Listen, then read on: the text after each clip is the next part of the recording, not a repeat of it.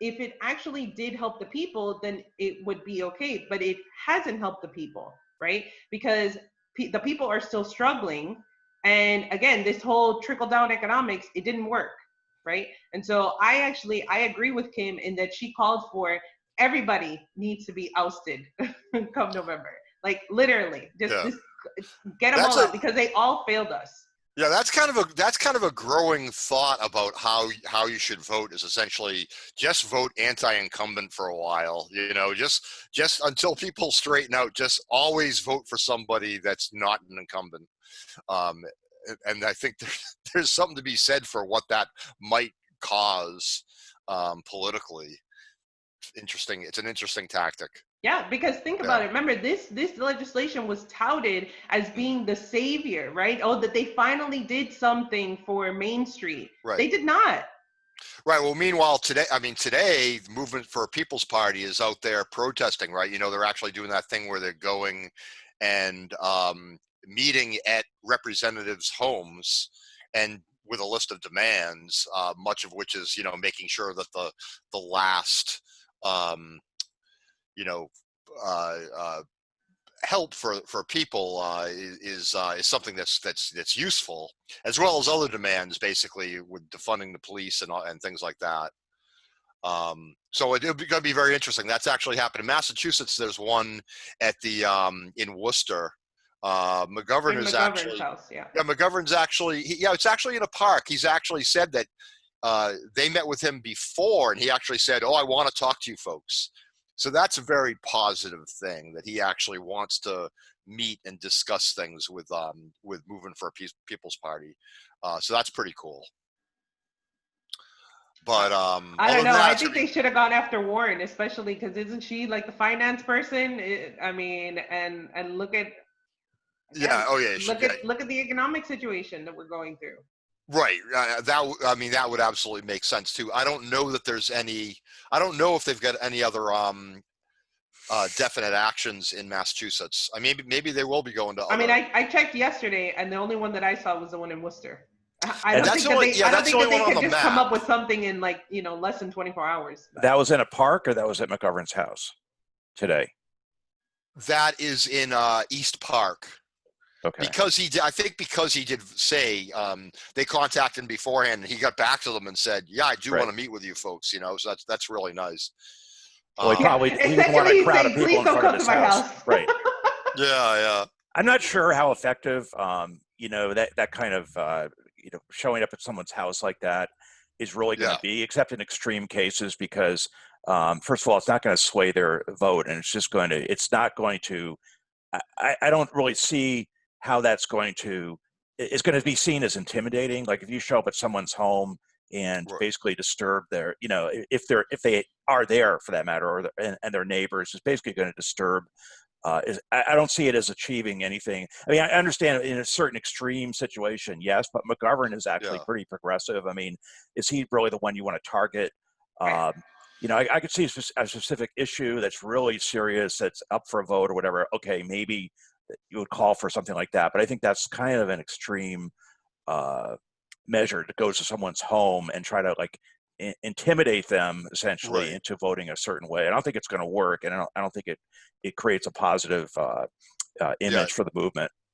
Yeah, it's also interesting that this is supposedly started as being about a people's stimulus, but their list of demands, like I said, it includes defunding police, Medicare for all, essentially UBI, monthly 2,000 cash payments, suspend rent and mortgage payments, suspend student and credit card loan payments. So it's really, I don't know if it waters down what they can achieve rather than simply saying, people need more stimulus funds. I don't know. It's a problem with the left. The left is always fractionalized because it's really, if you have the building, it's easy to defend the building, which is what the right does. But if you want to tear it down, then everyone's arguing about what the new building is going to be that you're going to build, right? So I mean, when you say defund the police, well, for some people that means cut off all funding for police, get rid of the police totally, right?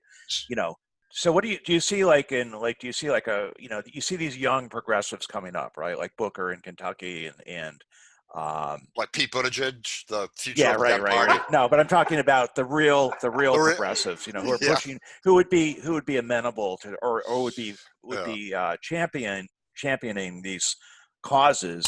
You know, I'm just like, do we see them coming up in the next, you know, the next 2 years, 4 years, pushing for that? Because I mean, like realistically, we're going to get Biden, you know, de facto, you know, Kamala Harris as president or whatever, or maybe even Hillary Clinton. You know, it's going to be the same old guard running things for at least the next few years on the top. You know, Yeah. but like, how do you push for, you know, and Sanders for whatever. I mean, Sanders is just. I mean, he was one thing in 2016. He was something else in 2020. So, I mean, I just keep thinking Nancy Pelosi, like you say, the old guy, Nancy Pelosi is 80 years old and as rich as a human being needs to be. What is she doing? Why is she still there? What is she? Well, it's see, all that's about why power. I It's all think about that's why I power. think there needs to be more emphasis. People need to be tuned in more to people in Congress, because what they keep thinking is that everything is going to change every Right. 4 years when we have somebody new in office, when ultimately that person, yes, they can set the agenda, right? They can set the pace for things, right? Yeah. But ultimately, they're not the ones who are coming up with the legislation that actually affects the people. We have to stop this thinking about the presidency, and we have to focus on these Congress people.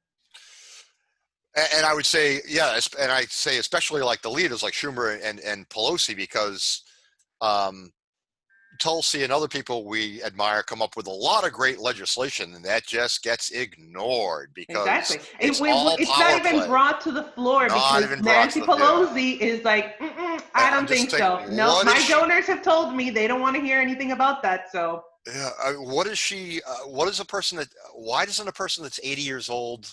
I think she just must still love the game. I guess. I think that's what it is. It's the power. I mean, what else can it be? of course, she was a it must be fundraiser. intoxicating. Her background is as a fundraiser, not as a you know, she's never was fighting for any specific causes. So that's really, she's not really, the causes are secondary. I think primary, it's just like the power plays and the negotiation and all that. Yeah. I'd like to think at least in the back of her mind, she's like, I'm over 80 years old. Once we defeat Trump, then I'll consider, you know, myself done. I mean, I just don't. We need to have a change of the guard, and I hope it's not into the hands of Kamala Harris and Pete Buttigieg. But well, supposedly it'll be AOC, right? And then all our progressive dreams will come true. Oh Lord. Maybe she'll revert to who she was before, but as of right now, she is little Nancy Pelosi, as far as I'm concerned. You know, with a better ability to fool people. Well, she's younger, and the fact that supposedly in 2024 she'll be just 35 years old, and supposedly she's also going to make a run for the presidency. Yeah, is that what they're talking about? Mm-hmm. You would think it couldn't happen, but Trump happened, so anything can happen. Exactly. Yeah. Exactly. Yeah. I mean, who knows? Maybe it'll be Kanye 2020. You know. Maybe it'll be Kanye. Oh, well, that panic has been very interesting. The panic that folks have had over the fact that he's going to draw just enough votes to, you know, to sink Biden. I mean, I happen to think that we always have to look at the timing of these announcements, right? All of a sudden, they're making this big deal about him running for president. Meanwhile, like I said, this list of all these companies, these big companies that got this money for the PPP loan, right? All these things, they don't get talked about, right? Yeah, that happens all the time. I agree. Absolutely. And it's just so that they can provide cover. That's it. It just provides cover for them to be able, and that's why I always say that ultimately it's what happens in our Congress is really, we need to stop focusing so much on the presidency and fucking like laser optic on our Congress and get all those fuckers out. All of them out. How about get rid of the Senate? You know, because the Senate's the problem. The Senate has so much power, and it's obviously it's Nancy not. Pelosi isn't in the Senate, and Nancy Pelosi I know, but it's not everything that goes on in the House. So the Senate is not equitable because you know you have 2 representatives from Wyoming and you have 2 representatives from, you know, California, so they have equal representation in the Senate. And that's the problem. That's the big problem. Oh, for sure, for sure. But what I'm Yeah. saying is that they all need to go. They all need to go because ultimately they have done nothing for us. Nothing. And their job is to serve us. It's not to Yeah. serve anyone else. It's not to do the bidding of anyone else. It's to do our bidding, and they are not doing their jobs. And what happens when you don't do your job at a normal job?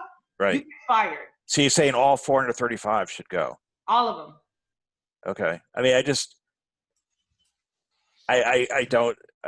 First of all, I don't see that happening. I don't No, I really. didn't say that it was going to happen. I just said that I think that that's what should happen. Yeah. I mean, look at It's 2012. my opinion. Obama won, Biden. had both, houses of Congress and didn't do shit, except like a watered down healthcare reform. That was it. I mean, do you think if it happens that there's kind of a, if the Democrats take the Senate this time and everything, do you think, you think Biden is actually going to push anything? Be You able to keep saying Biden. because they just blend together in my Biden. mind. I'm sorry. Osama, Biden, No, whatever. Yeah. I mean, it's appropriate. So The Convo Coach referred to him as Biney, and I think they said, and then they were playing on, that well, he's kind of tiny in significance or something like that. that's silly. No, I kind of like the cleanness of that concept of just vote against incumbents. Right now where we're at, we need some kind of shock to the system. Yep. Right, but I mean, it's not going to do anything because unless you Yeah. have like 90% of the people voting against incumbents, and even if you do, the 10% who vote for the mainstream people are going to win. So I mean, you can say that, Steve, but we can always count on your nihilism. Seriously. yeah, I mean, I'm just saying, like, I want to get something done, and just not like I don't want to like do feel good stuff. I mean, feel good stuff is fine. Oh. Putting up signs and everything, that's fine. But like, I want to see something actually happen. So I would pick a flawed progressive, who's going to actually, and I mean a real progressive, over somebody who's not going to, who's just another, tool. Hey, I would a quick plug in this light. I did make a recent contribution to Noel Famera, who is a progressive running for Tulsi's old seat. So Okay. instead of Kyle Kalili or whatever his name is, who's a complete DNC, Right. Hack. She looks like a really good alternative to me. Okay. Yeah. So I thought that was looked like a good progressive. Everything I'm reading about her. I mean, this like the race in Massachusetts is kind of between Markey and Kennedy. I mean, it's kind of depressing. Choice. It's depressing because it's like horrific. There's no issues. It's like Trump Biden. It's just vote it's for Trump vote Biden. for the It Kennedy. really is. Vote for me. I'm a Kennedy. It's our own Trump Biden. Seriously. Yeah. Well, it's not even. I mean, Trump Biden is more of a contrast. Yeah. This is like it's just two brands of detergent made by the same manufacturer, right? Like what's the difference? Well, one of them is quote unquote self-made, and one is just looking to continue the Kennedy running on the Kennedy name, as you say. So I don't know. That's the only difference I see there. So I would tend to vote against Kennedy myself. I mean, or would you vote against both? But then Yeah. The way the system is set up is that a plurality will win. So you don't have runoff elections. So like in a lot of countries. So if you just vote for the some obscure candidate, or you don't vote at all, then whoever gets the plurality is going to win. So it's probably going to be it's going to be one of those two. Going to be one of those two. Oh well, we live in Massachusetts. Right, and our measly little votes won't count anyway. Yeah, it won't matter. Yeah. Who's the nihilist now? Okay. So it's probably a good segue, Daisy. You were talking about the need to keep a laser focus on what Congress is doing, and so I applaud you for doing your legislative corner. Thank you. What are we calling it? Legislative Week in Review. Legislative Week in Review, because it is important that people get used to really looking at for themselves the legislation. Don't think it's something you can't, make sense of to some degree anyway, and keep folks, keep an eye on folks and make sure they're doing what we need. Yeah. Especially because obviously the headlines are always some salacious sort of gossip that goes on about these legislators, but they never actually look at the work that's being done. Right. Because and think about it, like C-SPAN. Who watches C-SPAN? And you know what I'm saying? Like that's not. Right. And even like civics even taught in high schools anymore? I don't even think that's Right. right. And that I feel like that's easier to rule people who don't know what's going on. They don't know the intricacies of things. It's just like how all these, infringements on our Constitution. They don't know their constitutional rights, and so they just think, well, if a police officer or some authority is saying that this is true, well, then it must be true, and that's it. And we follow blindly, and we can't do that. We have to hold people's feet to the fire. Yeah, a lot of times they just don't know. I remember like holding a banner over the bridge for Tulsi, and like cop car pulls up, and like one of them saying like, oh, you can't do that. You can't post something up like that. And the other one's like, oh, wait a minute. Well, you're not going to leave it. You're going to stay with it, right? And he's like, then that's okay. And then they get back in the car and they're arguing with each other about something that they should be exposed to like all the time, I would think, right? If we live in a democracy where people are kind of exercising their rights of free speech like that. And you're a white person, so it's fine, right? Yeah. Well, there is some of that in the suburbs. There is. I mean, there's definitely a difference from when I was a kid in the suburbs to now. Now it's basically like this is a taxpayer that probably goes to town meetings and might complain, might cause me grief. I think is what cops think now. When I was a kid, basically, they'd pull you over and hassle you because they could. You have no power. It's always about power, right? Right. Yeah, wasn't that what when those kids went to Dianne Feinstein's office and they were asking her to sign on to the Green New Deal, that they said, "Oh, we voted for you," and she was like, "You didn't vote for me." Right. Right, because they were kids. Right. So she was saying like, "Oh, there's no way that they could vote for me. So what do you matter?" Exactly. Horrific. Yeah.